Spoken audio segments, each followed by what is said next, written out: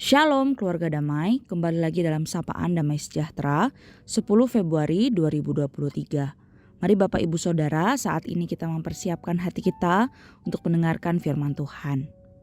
Mari kita berdoa. Tuhan Yesus, terima kasih karena Tuhan begitu mengasihi kami. Kami bersyukur untuk kasih Tuhan yang begitu besar dalam kehidupan kami, yang memampukan kami untuk menjalani setiap kehidupan kami hari demi hari. Saat ini ya Tuhan, kami rindu kasih Tuhan terus mengingatkan, kasih Tuhan terus memampukan kami untuk kami melakukan apa yang Tuhan kehendaki dalam kehidupan kami. Terima kasih Tuhan Yesus, dalam nama Tuhan Yesus kami berdoa dan mengucap syukur. Amin. Bapak Ibu Saudara, perenungan firman Tuhan kita pada hari ini terambil dalam 1 Yohanes, pasalnya yang kedua, ayatnya yang ke-7 hingga ayatnya yang ke-17. Demikian bunyi firman Tuhan. Perintah yang baru. Saudara-saudara yang kekasih, bukan perintah baru yang kutuliskan kepada kamu, melainkan perintah lama yang telah ada padamu dari mulanya. Perintah lama itu ialah firman yang telah kamu dengar. Namun perintah baru juga yang kutulis kepada kamu telah ternyata benar di dalam Dia dan di dalam kamu. Sebab kegelapan sedang lenyap dan terang yang benar telah bercahaya. Barang siapa berkata bahwa ia berada di dalam terang, tetapi ia membenci saudaranya, ia berada di dalam kegelapan sampai sekarang. Barang siapa mengasihi saudaranya, ia tetap berada dalam terang, dan di dalam dia tidak ada penyesatan. Tetapi barang siapa membenci saudaranya, ia berada di dalam kegelapan dan hidup di dalam kegelapan. Ia tidak tahu kemana ia pergi, karena kegelapan itu telah membutakan matanya. Aku menulis kepadamu, hai anak-anak, sebab dosamu telah diampuni oleh karena namanya. Aku menulis kepada kamu, hai bapak-bapak, karena kamu telah mengenal Dia yang ada dari mulanya. Aku menulis kepada kamu, hai orang muda, karena kamu telah mengalahkan yang jahat. Aku menulis kepada kamu, hai anak-anak, karena kamu mengenal Bapa. Aku menulis kepada kamu, hai bapak-bapak, karena kamu mengenal Dia yang ada dari mulanya. Aku menulis kepada kamu, hai orang muda, karena kamu kuat dan firman Allah diam di dalam kamu dan kamu telah mengalahkan yang jahat. Janganlah kamu mengasihi dunia dan apa yang ada di dalamnya. Jikalau orang mengasihi dunia, maka kasih akan Bapa tidak ada dalam orang itu. Sebab semua yang ada dalam dunia, yaitu keinginan daging dan keinginan mata serta keangkuhan hidup, bukanlah berasal dari Bapa, melainkan dari dunia. Dan dunia ini sedang lenyap dengan keinginannya, tetapi orang yang melakukan kehendak Allah tetap hidup selama-lamanya. Sedemikian jauh pembacaan firman Tuhan kita pada hari ini. Bapak Ibu Saudara, tema perenungan kita pada hari ini adalah kasih dalam Kristus. Seperti perikop yang tadi kita sudah baca, hal pokok dalam upaya menghidupkan Kristus dalam kehidupan kita sehari-hari adalah dengan meneladani perkataan dan perbuatannya.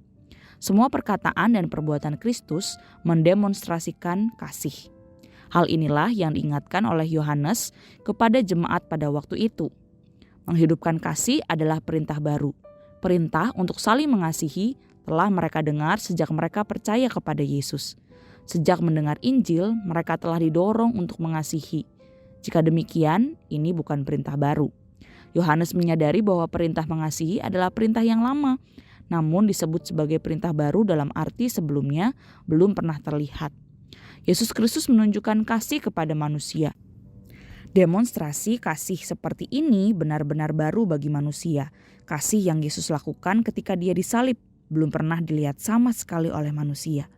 Perintah kasih adalah baru karena terus-menerus dihidupkan dalam setiap pengikutnya. Orang-orang Kristen wajib hidup seperti Kristus hidup, yakni mencirikan kasih. Mengapa mengasihi saudara sebagai tanda seseorang telah hidup di dalam Kristus? Seorang yang hidup dalam Kristus berarti telah mengalami terlebih dahulu kasih Kristus yang mati di salib sebagai wujud kasih-Nya kepada manusia berdosa.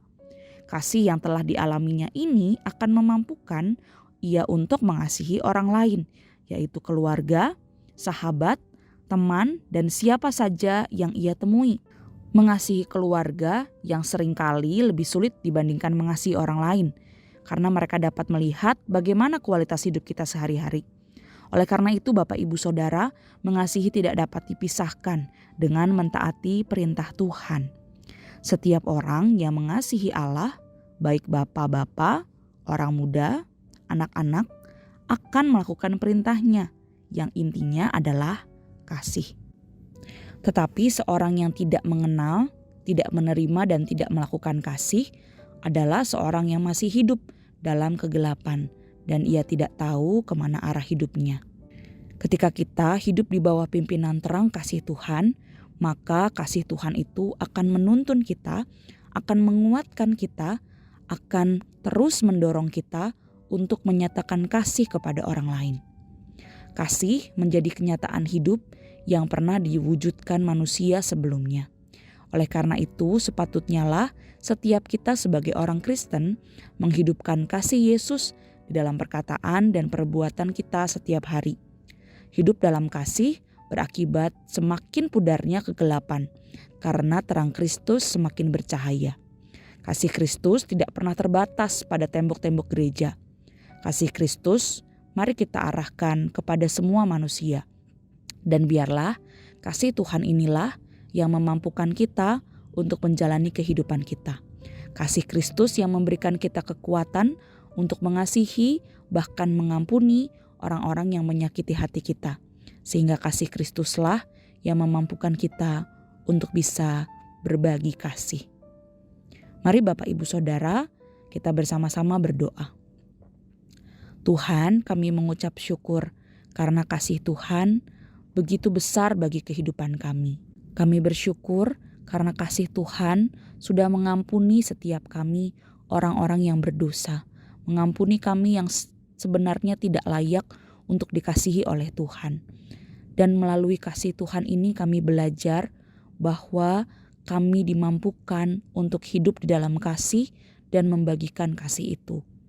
Tuhan tolong kami untuk kami bisa melakukan hal yang nampaknya sederhana, namun sulit untuk kami lakukan dalam kehidupan sehari-hari.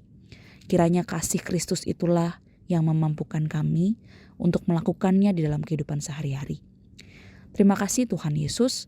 Di dalam nama Tuhan Yesus kami berdoa dan mengucap syukur. Amin. Selamat beraktivitas Bapak Ibu Saudara. Selamat berbagi kasih Kristus.